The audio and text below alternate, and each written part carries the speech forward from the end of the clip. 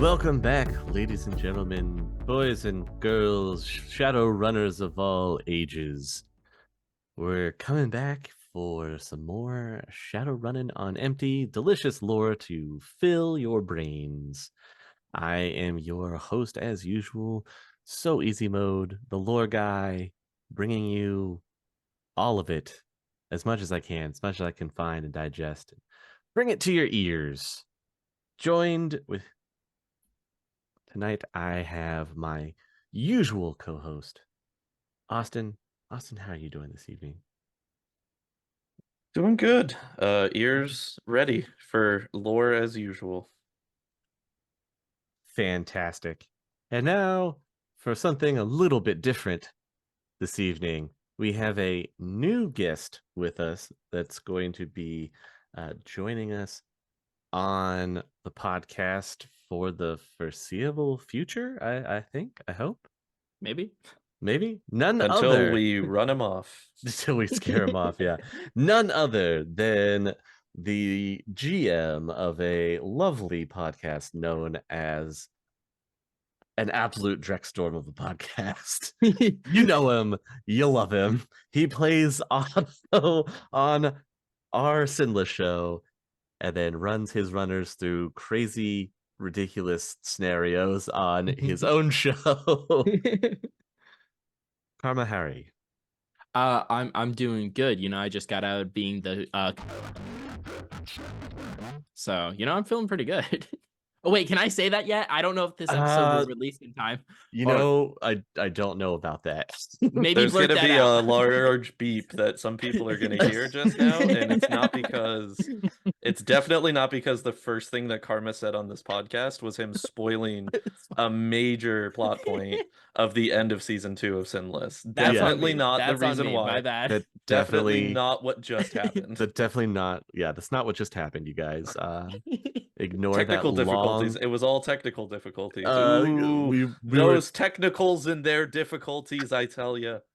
we were testing the emergency broadcast system. You know how it is. Every once in a while, you got to get those beeps in. Yeah. All right. Are you guys ready for some juicy, delicious lore this evening? Absolutely. What do we got?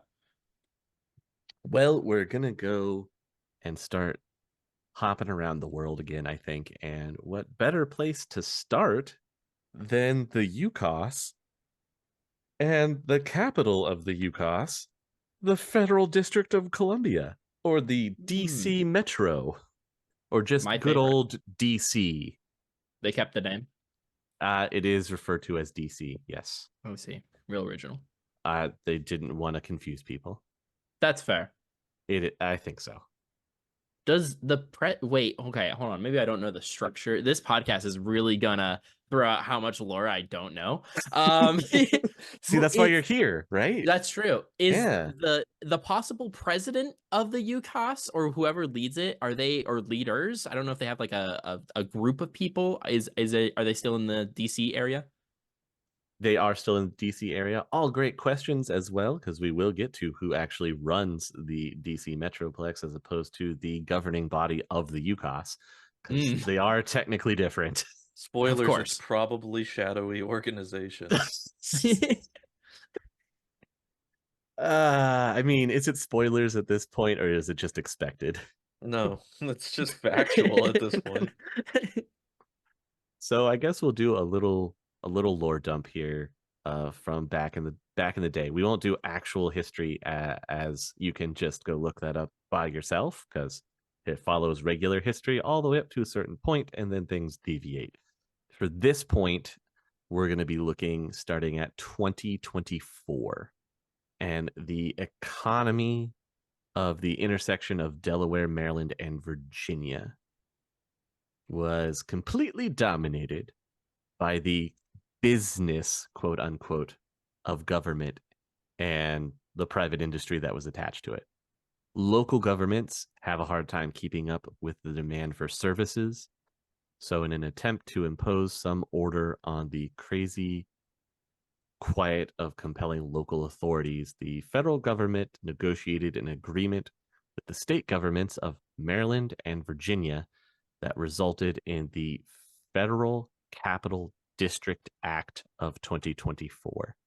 This basically extended the boundaries of the District of Columbia to include Montgomery, Prince George, and Howard counties in Maryland and Arlington, Alexandria, and Fairfax counties in Virginia. So basically the greater metro DC area that we know today just becomes the capital district, the federal capital district. Huh. Is it recognized as a state or as its own? I It mean, would do states even exist technically in the sixth world at this point? yes, states still technically exist. Okay. Yeah. But basically take the idea of what we know of today as the District of Columbia, as DC, and Mhm. expand it out to cover that area. Good Lord. That's big. Yeah, so it no longer, that area now no longer belongs to the states of Maryland and Virginia. It is now its own like autonomous government area. But they still don't get to be a state. They still don't get to be a state, no. However, tax revenue lost by the two states was to be made up by increased allocation of federal tax monies to their budgets. So they were supposed to get tax breaks because they ceded the land over to the District of Columbia. Mhm. I'm sure that was worth it.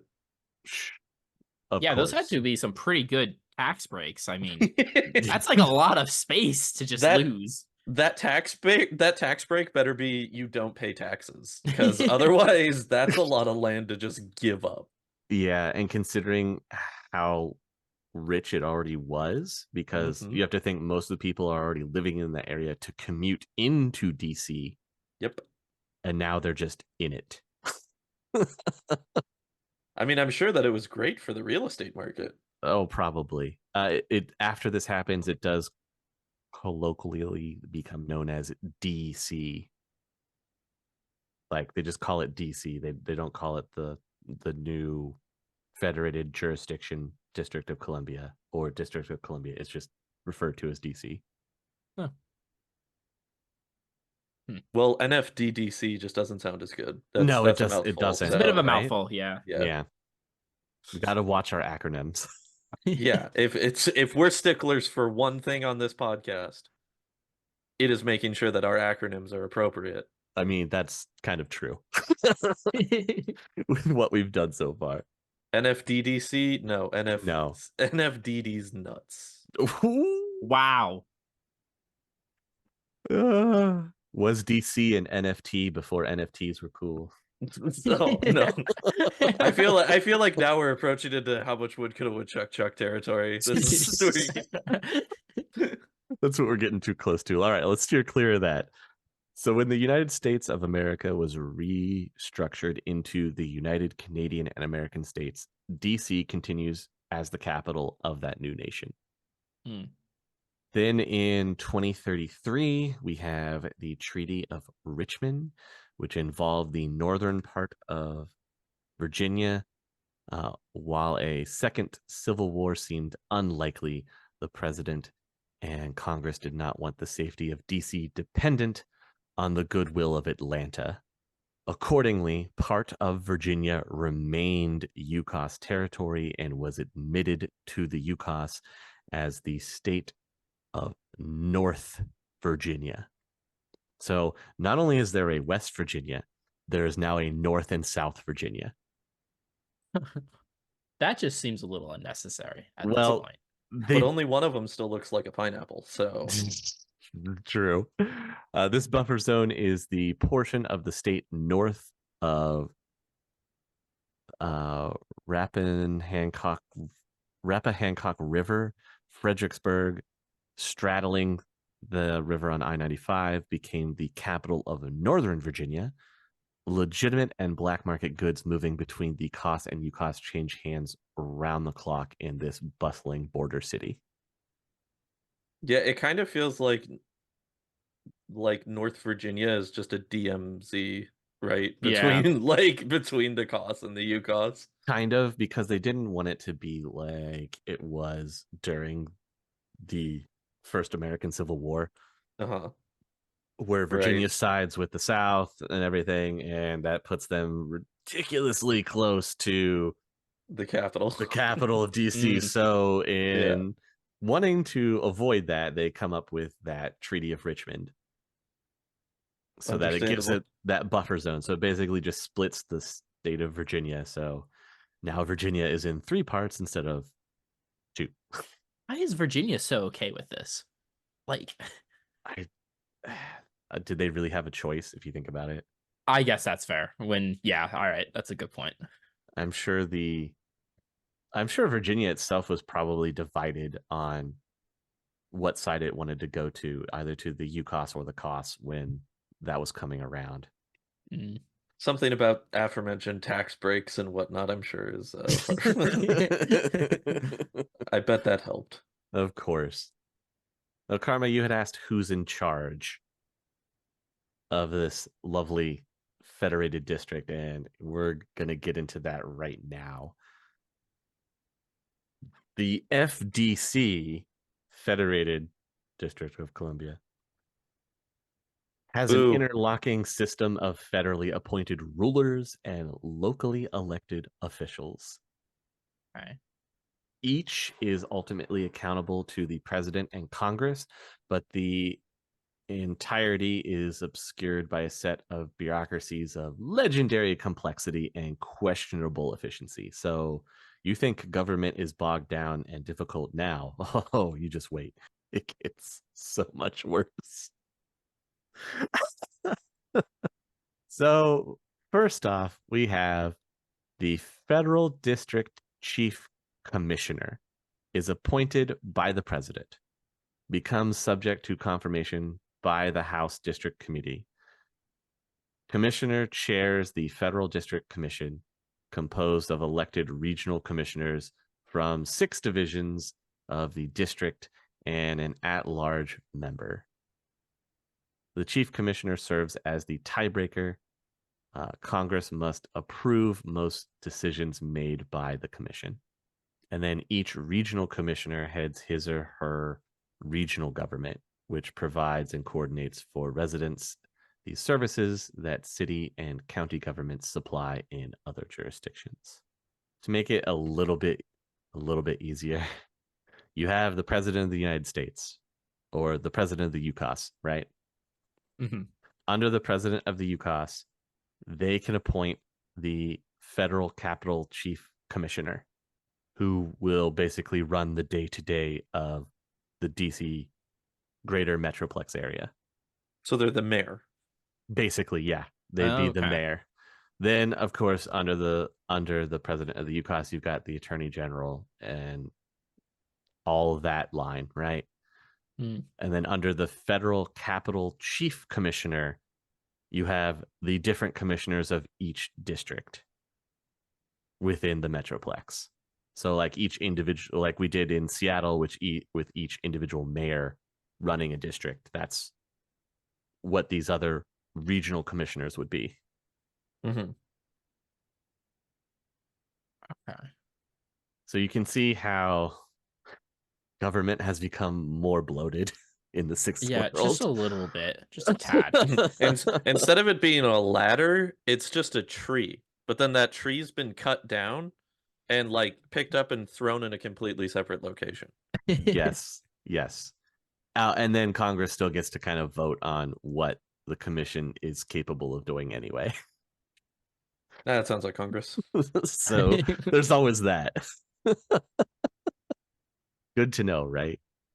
The one at time of, for a time frame of this would be back in like the early 2050s. You have Patrick Erickson as the Federal Capital Chief Commissioner. I'm pretty sure that Erickson later becomes president. What else do we have? We have the major airports of the DC area, obviously.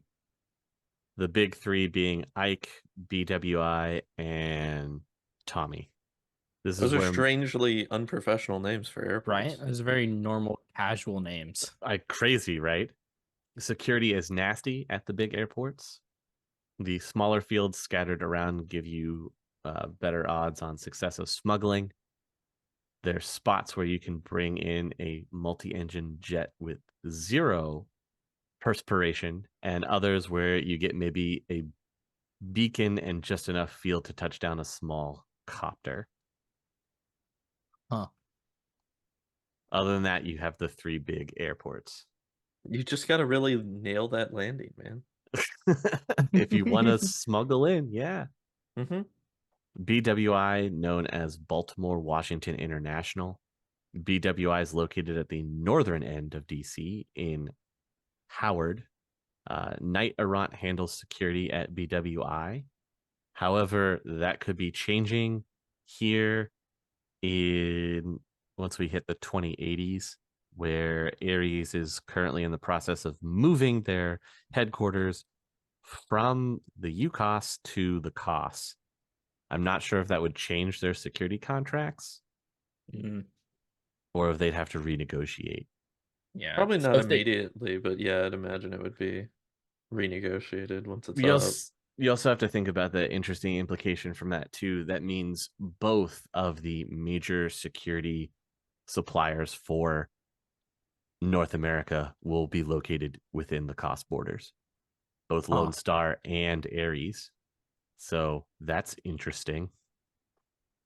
I don't see how that could cause any potential problems at all.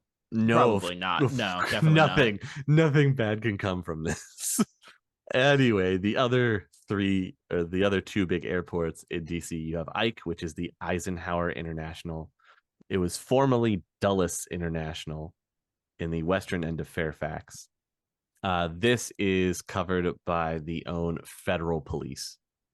Oh, so wait, they have their own police force? Yes, they have their own police force. Okay. The federal police, also known as Fedpols. Fedpols. That's a nice name. I like that. Mm-hmm. Apparently, Fedpols carry heavy heat. Oh, so they're just Lone Star. Okay.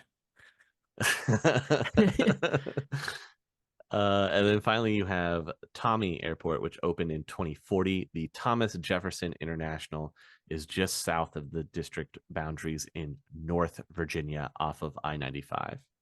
Getting around DC, you have the local air traffic, which means that you could rent a helicopter, VTOL, small aircraft to hop about, ranging in prices depending on how far you have to go. There is a government zone of airspace for local air traffic that has incredible traffic control. Its major enforcement is over the G zone, government zone. They have orders to shoot first and radio for ID later. Wow, that's so if you fly interesting choice. If you fly into the G zone and your transponders aren't transmitting the correct frequencies, be ready for missile lock. That's an interesting choice. Yeah. So are you trying to say that if you enter the G zone without permission, you're going to have an unpleasurable experience? Yes, that's what I'm saying. Okay, interesting. You also have the trains that run into the DC area. There's the Union Station, is in the government zone, a couple of blocks from Capitol Hill. Again, the government zone is best known as being the original DC. That's technically the government zone. So what we know of today, currently, as the DC area, that would be the G zone. Oh wow! So just the entire area, you just pretty much can't fly over. It's a no-fly zone. Wow, that is. Well, you can convenient. You can fly over it if you have the correct codes and permissions and you're logged in for air traffic control. Otherwise, oops. There are both long-haul and commuter rail trains that run from this combination terminal / mega mall, which is Union Station. The station has Fedpol security rivaling the airports since the bombings of 2035. But the station, it can be great for runners moving legally because it connects to Metro. There's chopper service that's available from a rooftop pad, but is covered by the G Zone air security blanket. Unscheduled departures make few arrivals. Other areas of DC are served by light rail, fast, clean, and electric. Then there's ground traffic if you're not taking the trains. You can use interstates 95, 70, and 66, plus a lot of smaller highways to drive into DC. You can roll in on a superhighway or take back roads that are barely more than plowed ground. If you're running up from the costs and want to give DC a miss, then I-795 east and west bypasses are available. The most vulnerable spots for running through DC are the 6 bridges across the Potomac River. The Fed poles can set up checkpoints on any or all of these with 0 preparation. Typical checkpoints have a squad car with 2 Fed poles standing by for pursuit and another 2 or 3 scoping the cars as they come through, checking ID, and possibly conducting searches. Obviously, daytime travel means heavy traffic on most major roads. You can move 25 to 50% faster outside of rush hour. Speed limits around DC are 100 kph on the highway and around 70 kph on the side streets. You also have the waterways in DC. It's not as big of a water town as Seattle is, but you do have Chesapeake Bay. Another increased pollution wiped out the bay's fishing and oyster industries. A lot of local fishing families turn to smuggling. A lot of them run low signature boats carrying contraband from the Coss and offshore pickups. Then you also have the Potomac River that runs through high rent and government controlled areas where the odds of observation and challenge are high. Go figure. Basically, if it goes through the G zone, you're going to be monitored. Yeah. You have public transportation within the District of Columbia. You've got the DC Metro subway system that grew over the last century to cover the entire sprawl. Oh, wow. That's impressive. So it's probably something that is equal to what current day New York would be. Jeez. Subway wise. Trains run round the clock, departing every 5 minutes during rush hour. Tickets are 10 new yen. Off rush tickets are 5 new yen. And trains run 10 minutes apart, except from midnight to 4 in the morning, when they run 20 minutes. Stations are patrolled at the same enforcement levels as neighborhoods in which they are located. You can feel real secure in a government zone station with certified cred sticks hanging out of every pocket. But in some of the stations in Prince George's and Anacostia, safety is what you carry in your holster. Then you have bus and taxi services, obviously. That's what we do to get around in the DC area. The government zone being the worst. Yeah, go ahead. Okay, so I don't know if it talks about it all. So there are 2 police forces because Knight Errant and then the Fed poles are both operational in this area, right? Yes. How does it explain how, like, do they work together? Are they competing forces? They're 2 separate entities. The Fed pole generally runs the security for the G zone. Oh, and then okay. everything outside the G zone falls to Knight Errant security. Yeah. Okay, that makes more sense. Okay. Yeah, they don't like to share district. Understandably. Yeah, they don't play well together, to say the least. It'd be like Lone Star and Knight Errant trying to run the same beats. If you're looking for good times, in the DC area. Say you finished your run. What's next? Well, there's the high end. These places are for the well-heeled who walk in the sunlight or the shadows, but don't even walk by any place on this list unless you can put your cred stick on auto fire for the evening. It's expensive. We have Alistair's, a nightclub. Alistair's is currently at the top of the heap of the clubs that come and go in Georgetown. Macro Flash and Mucho Dinero are the entry requirements.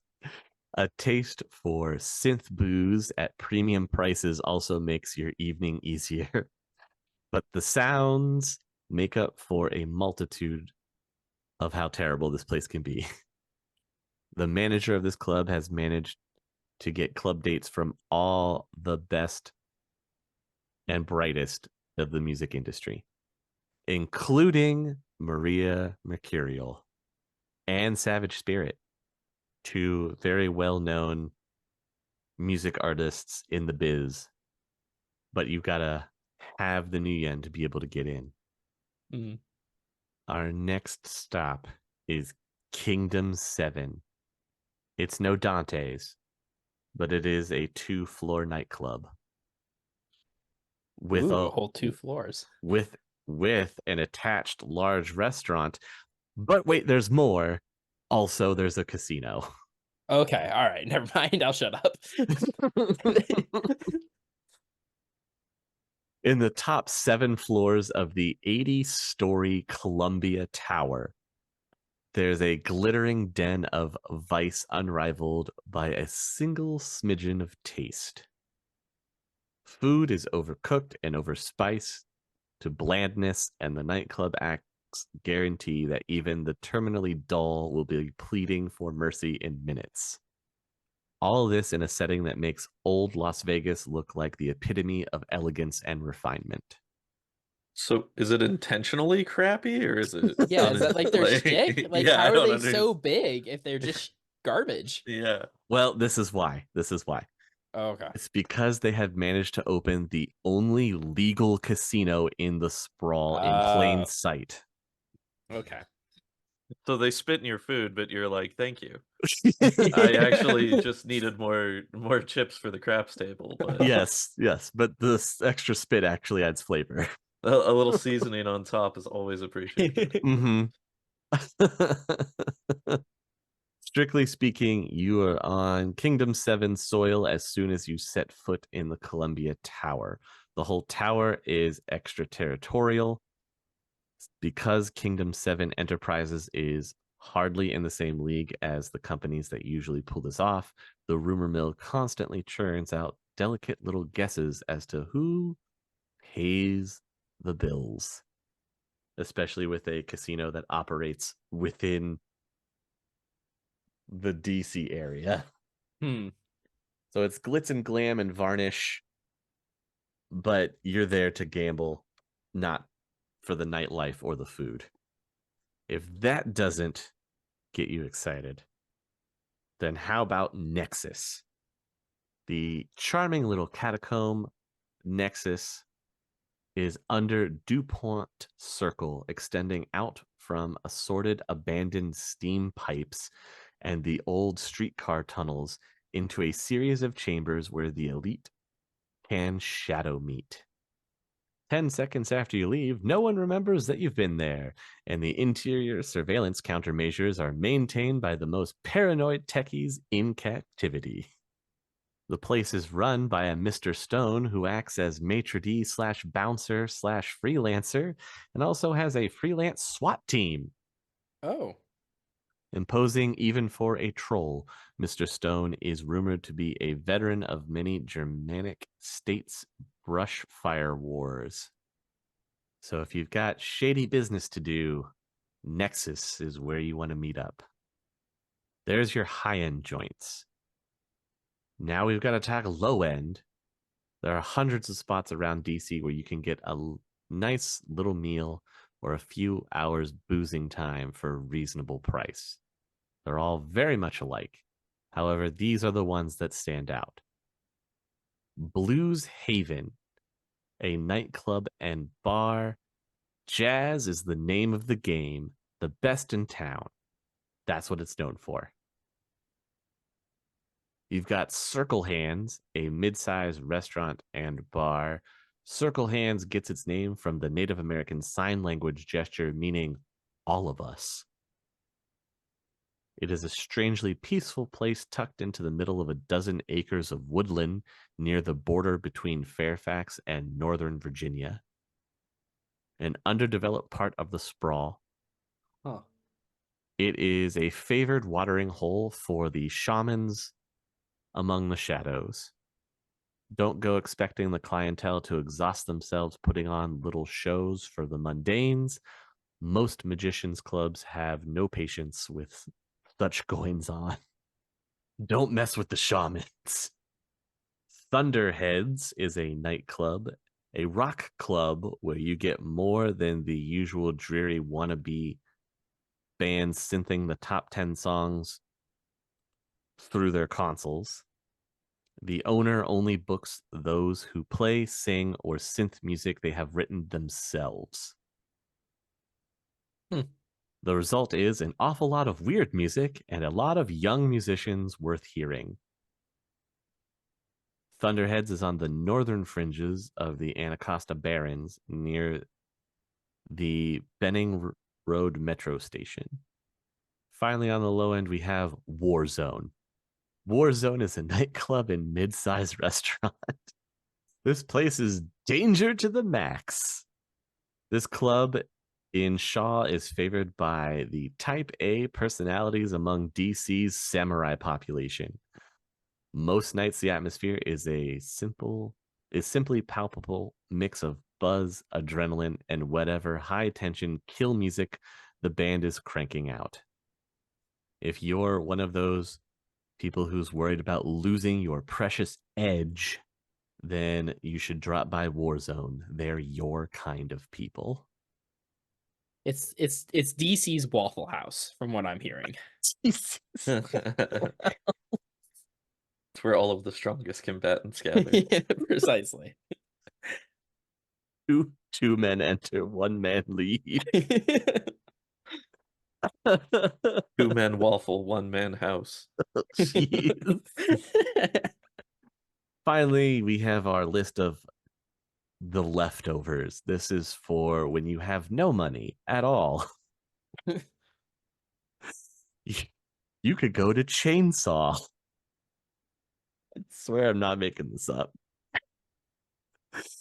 Which is a nightclub.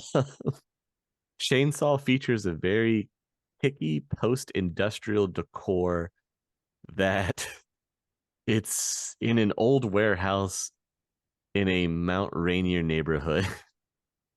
That's the best description of it. When crime in the area started to go ballistic, the residents took up a collection to maintain a group of samurai to keep their streets safe. The samurai took over this site as a headquarters / hangout, and it grew from there. Would-be samurai or established fighters down on their luck can see about joining up with these protectors of this area. The bands at Chainsaw are rarely famous and even more rarely skilled. They are, however, very loud. You've got The Pit, a casino and nightclub. In the middle of the Anacostia Baron sits The Pit. It boasts nightly fights and honest ones at that. Categories include augmented and non-augmented, and armed and unarmed, with bouts that theoretically fight on points. The management, whoever they might be, does keep some decent biotechs on hand, keeping fatalities to only a couple per week. Impressive. Good for them.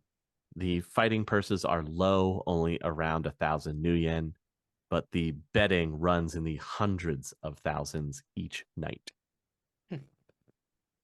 If you like cheap Nutrisoy and raw synth, you can load up for a few New Yen. Contestants eat free. So if you're really down on your luck and you need to make some money or are just looking for a meal, sign up for legal bum fights at the pit. It gets the job done. I guess it does. So you were asking about the Fed polls earlier and kind of how they come about. So I have that for you. Okay. When the first virus fried computers back in 29, the job it did on food, power, and calm turned DeeCee into a collapse, a horror story. Whole zones got pounded into rubble. DeeCee was a compact war zone from mid 2029 until 2031. The local cops folded early. They weren't set up for that kind of threat. The army cordoned off the G zone and pushed control back out from there. That's when they built the barriers around the White House and Capitol. In 31, the UCAS Congress set up the Fed polls to keep DeeCee supplied with protection. The Federal Capitol Police run the law and order show for the whole sprawl. A lot of zones keep private security on tap, so they're not the only police outfit there. But the Fed polls have jurisdiction everywhere in DeeCee. No other organization operates without their say-so. A Fed poll liaison watches all the cop shops and rent-a-guards in the sprawl. He can shut them down at any time he wants if he decides they are not maintaining the standards set by the chief of Fed poll. In the government zone, the Fed polls are the only local law enforcement. But remember, you have the Secret Service, the FBI, and other spooks running around loose down there as well. About the only turf in DeeCee the Fed polls can't get into anytime they want is the extraterritoriality corporate and diplomatic enclaves because they're sovereign soil. Even the Fed polls have to be invited into these places. Outside the zones on the Fed polls beat are the private police companies. Knight Errant Security is currently the leader of the pack, with Lone Star running a close second. Working the better off neighborhoods, UCAS Pro is a local operation. That's UCAS Protective Services, also known as UCAS Pro. I wonder what you have to pay for Ultra.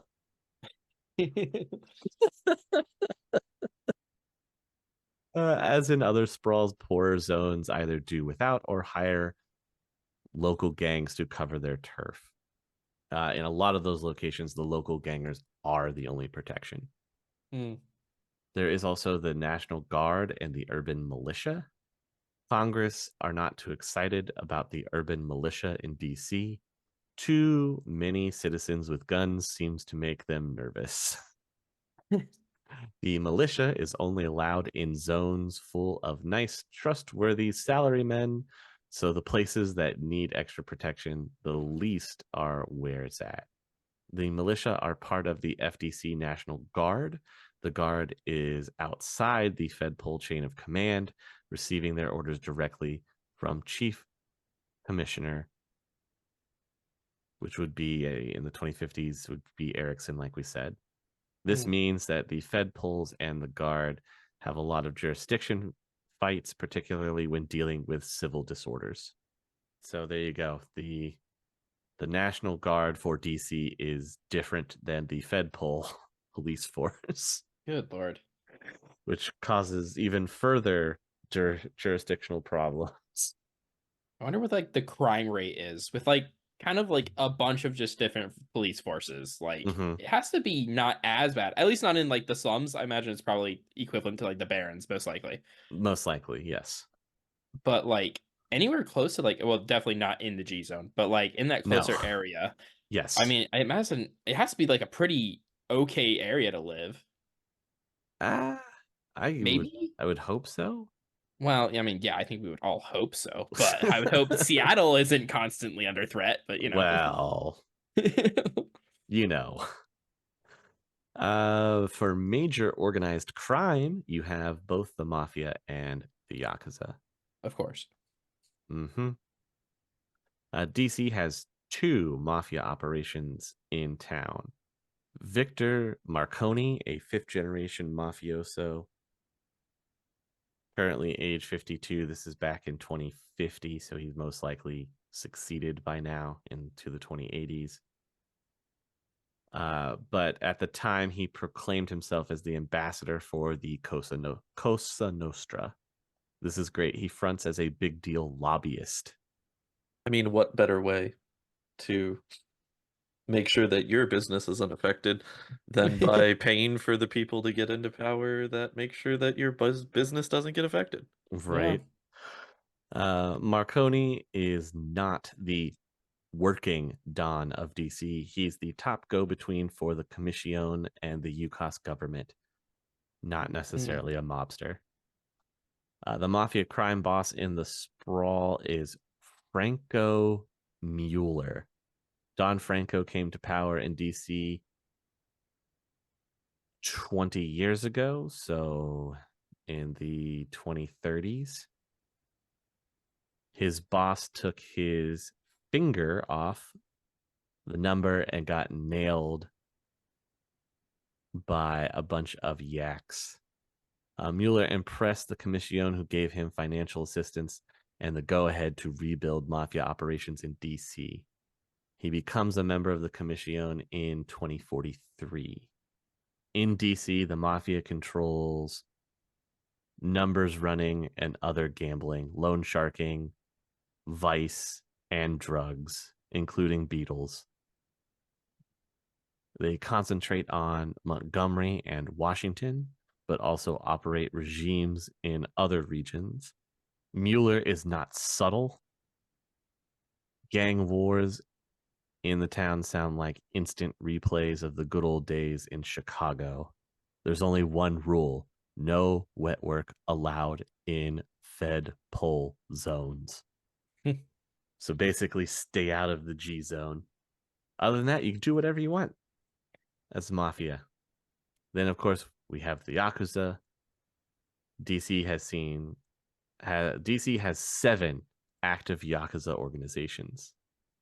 Oh. Yeah. 4 of them are typical Yakuza operations. The Matsugumi, the Fudo Rengo, the Seshogumi, and the Chongpakpa. I believe the Chongpakpa eventually get removed in around the 2060s because they're primarily made up of Koreans. And the Yakuza at one point went on a cleansing mission to get rid of a lot of them and thus created the Sulper Rings. So I'm guessing that the Chongpakpa eventually get outed, and if they survive the cleansing, then they will have remade as a Sulper Ring in the area. The Mizugumo Rengo, otherwise known as the Water Spider League, operate in DC and specialize in industrial espionage and other operations in the realm of corporate subversion. What an interesting Yakuza gang to operate in DC.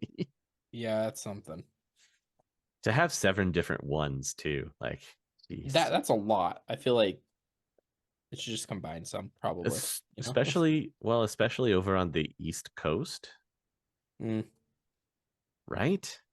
Hey Chummer, just a quick aside, if you are enjoying the episode, be sure to rate it if on audio, or if you are on YouTube, give us a like and subscribe as we are trying to reach our 1,000 subs goal. You can also support us over on Patreon at patreon.com/critical_hits. Finally, if you are interested in taking your tabletop gaming to the next level, check out the episode description for an affiliate link to DriveThruRPG. So the next time you're looking to expand your library and want to help support us, drop that link in. And now, back to the show. I know you're interested in hearing about the DeeCee gangs, right? Obviously, yeah. Each region has one or more major gangs that can put more than 100 guns on the street, some with mil-spec. Gang politics make the G-Zone look tame. Treaties come and go every week. Gangs that were sworn blood brothers last month are now out on the concrete slicing and dicing each other. And next month, they'll be back slinging that synth down their gullets. So here are the backgrounds on the big gangs. These are usually the ones that can contend with the other big players in the area, namely the Mafia and the Yakuza. We've got the How-Fis, a Go gang with mixed membership. Their leader is named Mace, an orc with heavy cyber mods. Their colors are Skin Job. The face is done in black and white. The pattern is up to the individual ganger. Their turf is I-295 right through the middle of Anacostia, Washington. It's weird that you have to paint your face in black and white, but it can be any kind of pattern you want it to be. Yeah, that's an interesting decision. I mean, for a Go gang, too. Mm. Next on the list, we've got the Princes of the Blood. I'll give you one guess. One guess of what their metatype is. Probably human, I feel like. Ah, Good one. no, Nah? no, no, sorry. If you would have said elf, you would have been correct. Dang it. Princes of the Blood, an all-elf gang. The princes are trying to move up to the big times. They distribute about 15% of the beetles and other controlled substances in the DeeCee area.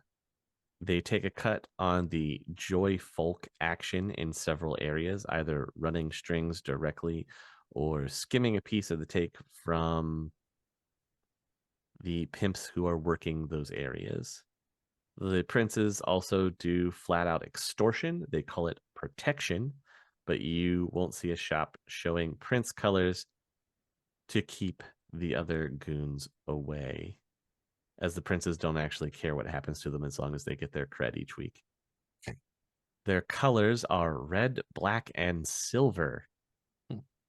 For allies, they keep a few rich kid thrill gangs full of elf wannabes on their leash.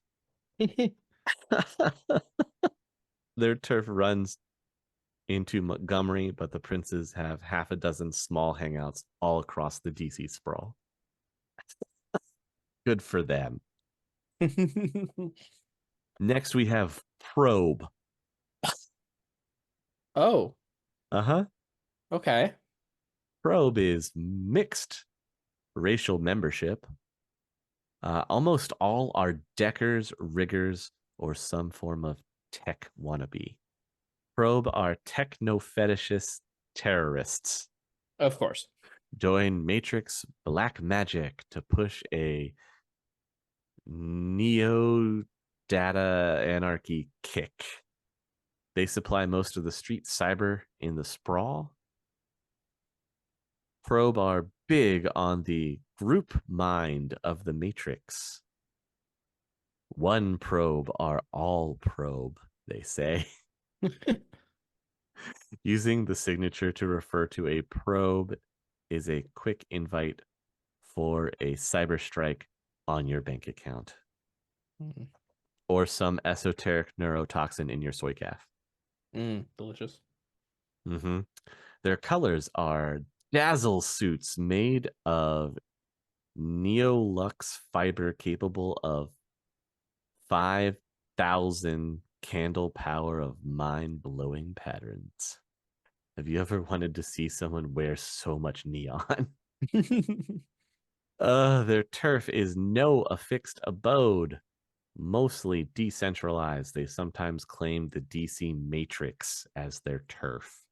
Mm. You can only imagine that when technomancers emerged, that their numbers grew. We have the Sables. The Sables have a mixed membership of normies and meta. But all members are of African American descent. They started as a typical street corner gang in the middle of the Anacostia Barrens. As the Barrens slid to the bottom of the old socioeconomic food chain, the Sables started moving to the top. They don't exactly run the Barrens, but no other gang there can take them on single-handedly and survive. The Sables run drugs, gambling, and protection, and their protection is for real. They don't just extort you for money. They'll actually protect your business. Their colors are black and green with a gold lion's head patch. Ooh. Their turf is the Anacostia Barrens, obviously. And they don't take well to any of the other Anacostia gangs who don't consider them allies. Let's see. You've got Thundercross. For normals only, and I mean only. They are young anti-meta fascists who wear urban camo, have buzz cuts, and moderate cyber mods. Mostly rich kids from Northwest. These gangers have access to surplus militia weapons. Rumor has it that Thundercross is backed by Humanus. Hunting metas, not a crime, is their thing, though some profitable arson recently in poor zones may have been their work. The buildings burned were mostly meta squatters. Their colors are black, gray, and white urban camo with a patch or badge of a cross shooting lightning. These guys sound wonderful.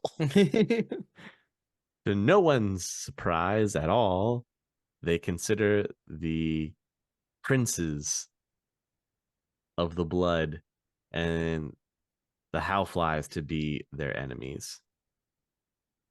Who would have guessed the two meta gangs? Their turf is the upper Northwest in Washington. Wonderful, because you need a Humanist gang wherever you are. Yeah, obviously. Every sprawl has to have one. You have the Triples. This is actually an alliance between three gangs. The Rebels, a Go gang, human Go gang from Fairfax. The Brick Hogs, an Orc Troll Go gang. And the Moccasins. Mm. Moccasins are a mixed race, water-based Go gang. What? All I'm seeing is jet skis. So many jet skis. Yeah, that's interesting. And doesn't seem good. Right? And all of their members are from waterman families on the river and Chesapeake Bay. Mm. The Triples have smuggling routes running from the bay up the US 301 or I-95 corridors from the COS. They also dabble in hijacking. Makes sense. Of course. Their colors. Oh, you're going to love this. Too bad that Tyler isn't here for this.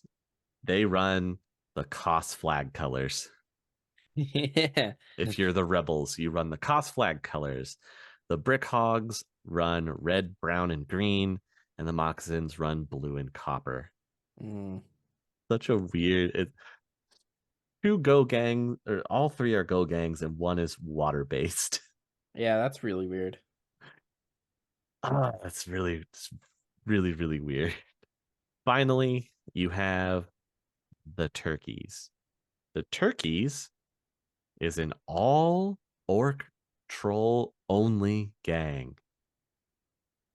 Pretty standard street gang in Northeast Washington. They sell a lot of vice and drugs to the nice boys and girls at the universities.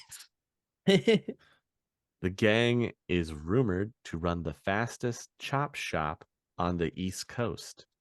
A stolen car can be parts before it finishes rolling into the door. Their colors are red and gray. Their turf is the Northeast. In Washington, I don't know why they call themselves the Turkeys. I don't have for you. I'm so sorry. It's just cool, you know? I guess. I mean, can we also just create the canon here that they like wear zoot suits and maybe they're because they're like jive turkeys, right? So Oh maybe my god. Don't be no jive turkey. I mean, the only thing that would be more intimidating than an orc gang coming at you is an orc gang swinging their pocket chains, wearing large rimmed hats in the middle of the night. I was gonna say maybe they wear the big like feather dress behind them, like a flared out turkey feathers, and orange boots. I don't know. Oh gosh. Or the since they wear red and gray, maybe they have the red bandanas, but they only specifically wear them under their neck, Oh, under their ew. under their chin. So Oh gosh. They gobble at you as they approach. you can hear them coming before you see them. Fear the gobble in the night. Wait a minute, what was that? We gotta get out of here. It's not safe. Oh goodness. Here they come. I mean, if they're the turkey super soldiers, like from Rick and Morty episode, then I can understand. There is a prison system that operates within the DC area. Big surprise. If you get caught by the Fed pull, you'll be brought into their regional HQ. You can only be held in their pens for 24 to 48 hours, after which you get transferred to the FDC jail complex in Northeast. It was built in 2027 and expanded on several occasions since then. This dump of a prison is a tad overcrowded. Only 5 inmates to a cell. Gosh. Only. Yeah, I mean, those are rookie numbers. You will abide in this enchanted little hideaway until trial. And if you receive a short haul sentence or minimum security time, you'll probably stay there afterward. The big house proper is in Lorton. Long before the Sprawl was the true blue, one and only FDC, this was the city prison. Congress took over Fairfax as part of its land grab in 24 and declared dominion over the whole area around the existing prison. The whole zone is now Slammer City. Ooh. Fairfax features minimum security, maximum security, work camps, rehab centers, and death row under guns, on the ground, and in the air. It's just you and 12,000 of your fellow convicts living in luxurious facilities capable of handling about half that number. The 12th Urban Response Infantry keeps everything nice and cozy. You're not even watched by the Fed pulls, you're watched by an Army Corps. That's Whew. That's rough. Don't go to prison. Noted. Mm-hmm. With luck, you'll stay in the DeeCee Slammers if your case has ticked off the big boys sufficiently. You may find yourself hauled off to one of the Omega class hellholes. The feds contracted private, quote, rehabilitation engineering, end quote, corps to run their maximum security prisons, granting them full extraterritorial rights. And doing hard time has never been harder. The average survival rate inside makes 5 years about right for a life sentence. Wow. The UCAS has two known Omega sites. Inferno, or the X-Urban Reclamation Project, as it is quaintly called in the official records, is an open-air vacation spot in the toxic zones of New Jersey. Leavenworth in Kansas is fitted with all the latest in social readjustment gear, experimental neuromodification labs, cyber monitor implant facilities, row upon row of sensory deprivation units, and a pharmacy boasting most of the behavioral altering substances known to man. There are your two Omega class sites. Gosh, that's rough, buddy. Within the UCAS. So not even in DeeCee, but within the UCAS itself. Here is this. So we covered pretty much everything, and we covered law enforcement as well. And the gangs, a couple of the night spots that you can go to, and that Anacostia is basically the barons of DeeCee. And the large area that it now covers from what it used to. Not much else has changed in the following years from when it was established.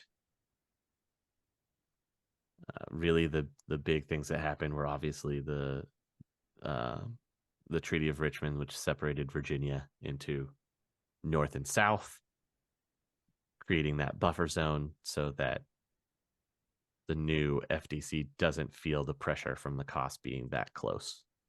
What else is interesting here? Arlington National Cemetery, which is in the DeeCee area, does have a background count. Oh. Yeah. How high? 4. Ooh. I mean, wow. think of how many people are buried there. I guess that's a fair point. So it has a background count of 4.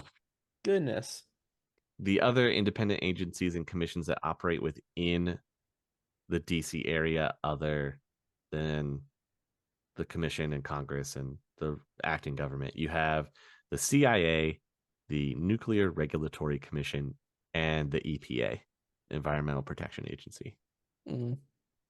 There are 2 other lobby organizations that are also headquartered in the DeeCee area. You have the Mothers of Metahumans, or MOM, and People for the Ethical Treatment of the Awakened. Also, if we're putting barons in comparison, the Anacostia Barons is almost worse off than the Redmond Barons. Really? That sucks for them. They are considered a Z zone. Or they're almost a Z zone, sorry. And for those of you that are wondering what's a Z zone? It's so far down on the security rating that no security, if you're in a Z zone, there's no security that's coming to help you. There's no law enforcement agency, Lone Star, Night Errant, the Fed Pull, the National Guard, nobody's coming. You have to fend for yourself. That is officially what a Z zone is. I do have the split of the different districts that are that make up the FDC. Hmm. You have the Arlington District, the Fairfax District, the Howard District, the Montgomery District, the Prince George District, and the Washington District. We did also mention that within the G zone, the government controlled zone where the White House and the Capitol building is, there are actually protective walls and barriers that have been erected around them. They're more like miniature fortresses now. Because that's what you need. Right. Yeah. Obviously. Yes. You can't just have people running up and wanting to enter your building now. It doesn't work that way anymore. You have any questions, comments about the Federated District of Columbia? Sounds like it sucks.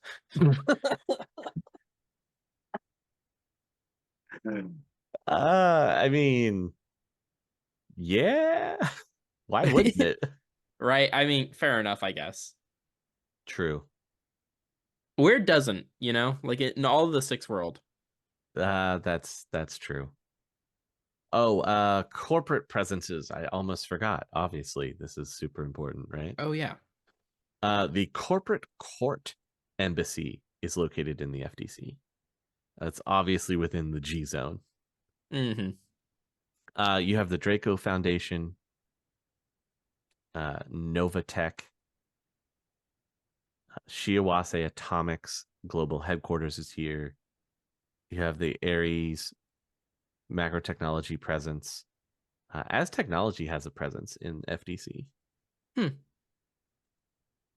As does the Zurich Orbital Bank. So there you go. The most important parts that help make up the corporate court are conveniently located in the FDC. Just saying. It's purely coincidental. You're looking too far into it. Oh yeah, I'm definitely reading way too much into it. Yeah. Nothing I need to worry about here. I would like a better breakdown of the extraterritorial spaces within the FDC, but I don't have that, unfortunately. Like, it would be nice to know where those zones start within the different districts, right? Mm-hmm. Or where those corporate holdings are located. But I don't see that. I don't have that one, unfortunately. Sad. Yeah, that's tragic. I know. Maybe right? one day. Maybe one day. We'll see. But yeah, would you ever run the DeeCee Shadows? Actually, no. That sounds yeah, I don't know, man. That sounds like it's pretty intense over there. Austin, would you run the DeeCee Shadows? No. Also, like, to be fair, I feel like the vast majority of the Shadowrunning that has to do, there's probably like, political espionage stuff. Oh yeah, a bunch of it. Oh yeah, definitely. Boo. Boo on that. That's boring. I mean, it's the boring stuff. Everybody knows that. Need you to break into this building and then fax me the documents. Well, you will be maybe a little bit interested to know that the political parties by the Sixth World have broken up a little bit. Oh. Yeah, this was based off of the last voter registration in 2048. Here's the breakdown. You had Libertarian at 10%. Technocrat at 22%. Okay. Arc Conservative at 14%, Democrat at 22%, and Republican at 23%. So if you look at it, a third party has technically risen to be on the same level as the Republican and Democrats, and that's the Technocrats. I mean, good for them, really. hey, we're breaking up the two-party system. It only takes the sixth world.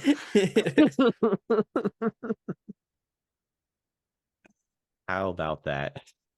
Is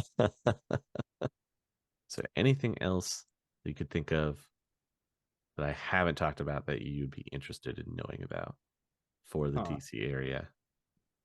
It does talk about, I do have for the UCAS in general, which kind of fits into this, a few amendments that were added into the UCAS Constitution.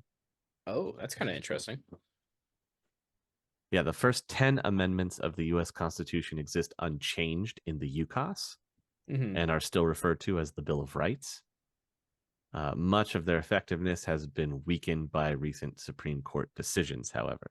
The other amendments that are of note in the UCAS Constitution are the 11th Amendment. The rights of UCAS citizenship by birth or naturalization are not to be denied to any individual due to race or creed. The 12th and 15th Amendments expanded powers to the state and local, being example being metroplex governments. The central power of the UCAS government is greatly reduced. The 13th Amendment. UCAS recognizes contracts between corporations and their employees as binding. Upon due process of law in a contract court, corporations may extradite persons found guilty of unlawfully breaking their employment contract. How about that? Yeah, that last one's a little rough. And the 14th Amendment, the so-called Sin Amendment, ratified in 2036, established the System Identification Number, requiring the registration of every UCAS citizen. Individuals residing in the UCAS without sins are defined as probationary citizens, with sharply limited civil rights. Probationary citizens are not permitted to vote in federal elections. Species other than Homo sapiens are eligible for probationary citizenship in UCAS, but full citizenship may be granted to a non-human, non-metahuman only by an act of Congress. That sucks. Yeah, that's rough. that is rough. So those were the interesting developments of the different amendments that take place. But DeeCee overall, it's very much the same that you're seeing nowadays, just with, I'd say, more policing in the government-controlled area. And now it controls a wider area, being a metroplex, as opposed to just a group of government buildings. Final thoughts. What do you got for me? Sucks. That's just rough. Yeah, that's true. It is very rough. I find it cool that we have a water-based Go gang. That is kind of cool. Yeah, you would think there would be one in Seattle, but there isn't one that's mentioned. Well, I think it just becomes, I think the people in Seattle may just be smart enough to realize it's stupid. But, maybe that's just me. What do I know? I guess. I mean, for this one, it makes sense because you've got, like they said, you've got the Chesapeake Bay area, right, and the Potomac River. So it's a lot to cover. I mean, it's great for smuggling. Yeah, that is true. That does seem like another thing that would be really big, is just smuggling runs and stuff like that. But that's kind of boring. So I would be interested to hear more about the tension between the border of the COS and the UCAS. Yeah. And like I said, I wonder what Knight Errant moving their official headquarters out of the UCAS into the COS is going to do. Yeah, that'd be really interesting. Because if they drop that, I mean, pretty much anything outside of the G zone's just screwed. And at least until Lone Star steps in. But I'm also wondering if that'll upset the balance of power and kind of give the costs a little bit more legitimacy and sway. Yeah. In the coming years. I guess we'll just have to see how it all plays out as the timeline marches on. That is something we'll have to cover in a future episode. The moving of the Ares headquarters from Detroit to Atlanta. And with my own web of conspiracy that I believe I have uncovered with that. It's great. I promise it'll be fun. We'll work on. I'll probably work on bringing that one to the forefront next. Maybe we'll see. But we will be continuing our trip around to other metroplexes. You guys, I know that Denver has been asked about before, and we are going to get to it. There, I've just delayed it. I had some things ready to go, but now that the new at the time of this recording, it's brand new. The Falling Point book for the 6th edition has just dropped, which added some new lore and information for the Denver area about things that are happening there. So I have to dive in and read that and get it all situated and squared away so that we can move forward with that Denver episode. It is on the docket. It is being worked on. So don't worry. We will get to it. I promise. I know you guys want to hear more about these areas. And if you're new and just joining us for the first time, welcome. And if you do have questions about the lore or are interested in putting something on our radar to dive into and bring it to you on the podcast, then please feel free to come over and join us on our Discord. We will interact and talk and be ridiculous like we normally are. I promise it's a good time. You guys can come hang out with us. Austin, Karma, thank you guys again so much for being a part of this. I appreciate it. Karma, welcome on for the first episode, hopefully of many more to come. Here's hoping. Here's hoping. As long as I can keep finding the lore to churn it out for you guys. I'm excited. I hope you guys enjoyed this episode of DeeCee lore, look at the DeeCee area. And thank you for listening this long. And as always, you guys, we will catch you in the next one. The Topps Company Inc. has sole ownership of the names, logo, artwork, marks, photographs, sound, audio, video, and or any proprietary materials used in connection with the game Shadowrun. The Topps Company Inc. has granted permission to Critical Hits to use such names, logos, artwork, photographs, sound, audio, video, and or any proprietary materials for promotional and informational purposes on its website, but does not endorse and is not affiliated with Critical Hits in any official capacity whatsoever.